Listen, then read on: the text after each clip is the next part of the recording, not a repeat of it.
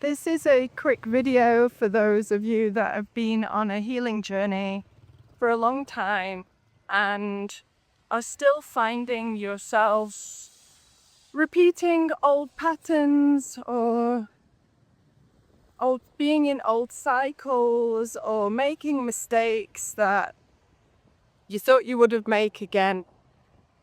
And I just want to let you know that repeating those cycles and patterns and mistakes is also part of the healing journey.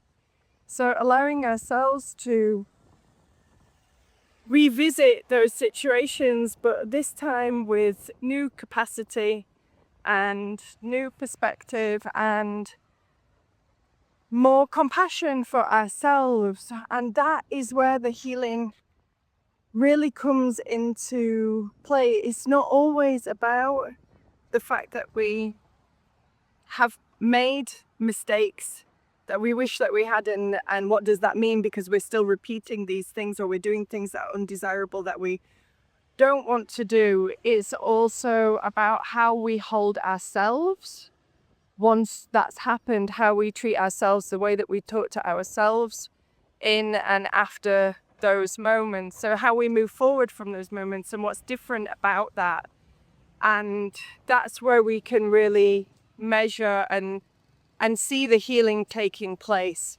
So a situation this week was a very dear friend of mine who I admire so much. They have done a lot of work. They've been to all different types of therapies. They do a lot of personal work for themselves. They have daily practices, weekly practices. They do body work. They do talk therapy. They do a lot of things. They're doing the work, and they made a big mistake this week. And by anybody's measure, it was big. And they came to me to speak to me about it, and I said to them, okay, right, it's understandable that they would have some regret and some guilt and some shame around what had happened.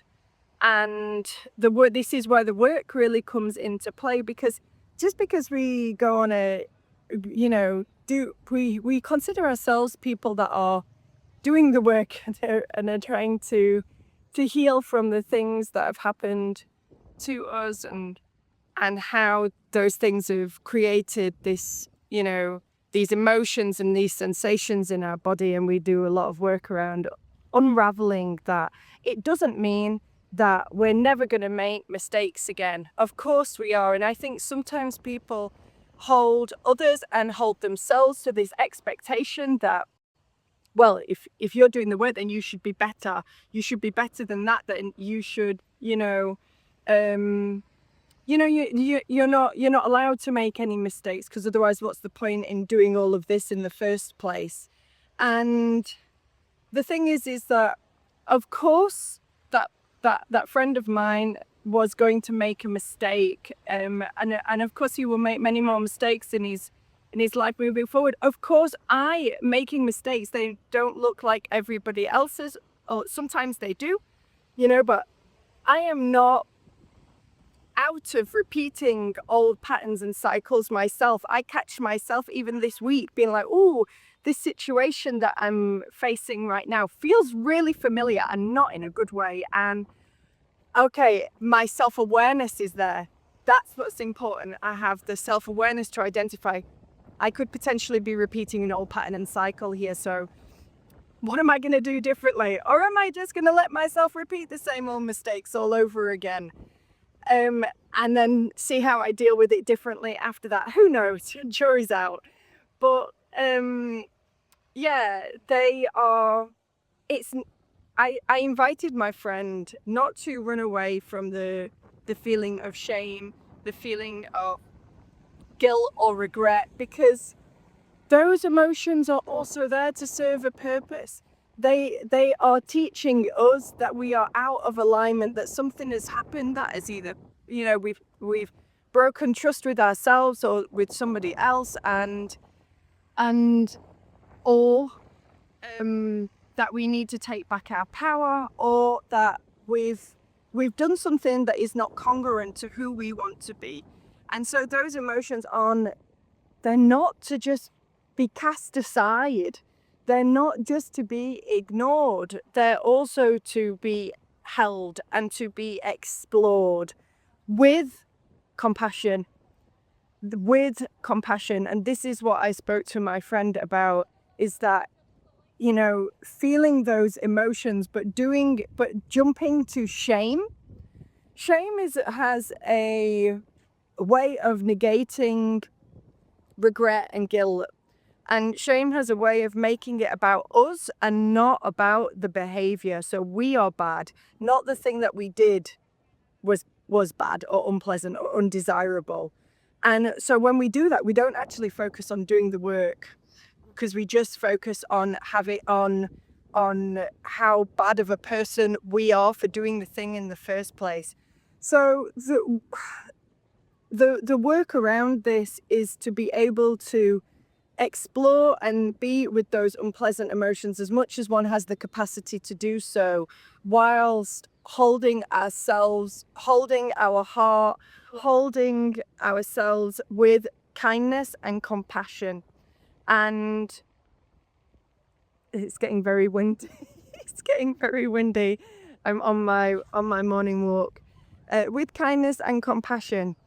And yeah, the moral of the story is that even though we do the work, we will continue to make mistakes. We will continue to do things that we wish that we hadn't. We will continue to repeat cycles. Hopefully one imagines not forever, but I'm not past that myself yet.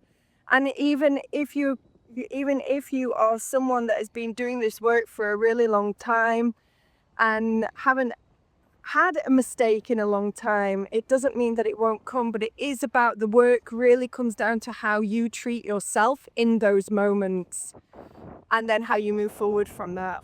What is it that you are committed to doing in order to try and not repeat that mistake again? So that was my little insight this morning, that the healing work is done when we repeat the mistakes as well. It's not the absence of mistakes.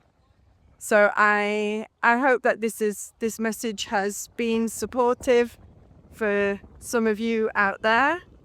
And just remember that if you're someone that has repeated a mistake or had a mistake, done some undesirable behavior recently, that it's hold yourself with love and compassion and keep going, and trust that, yeah, you've got this. Reach out to your support network, do your exercises, do journaling, talk to somebody, and figure out the way forward. Thank you so much for listening. My name's Donna Louise. I'm a trauma-trained somatic practitioner, a functional breathwork coach, a clinical EFT practitioner, and also a trainee counsellor. And I help people to get out of survival mode, to restore their nervous system, and to reconnect with themselves. If you've enjoyed this video, please consider subscribing to the channel or sharing it with someone that you care about. Otherwise, take very good care.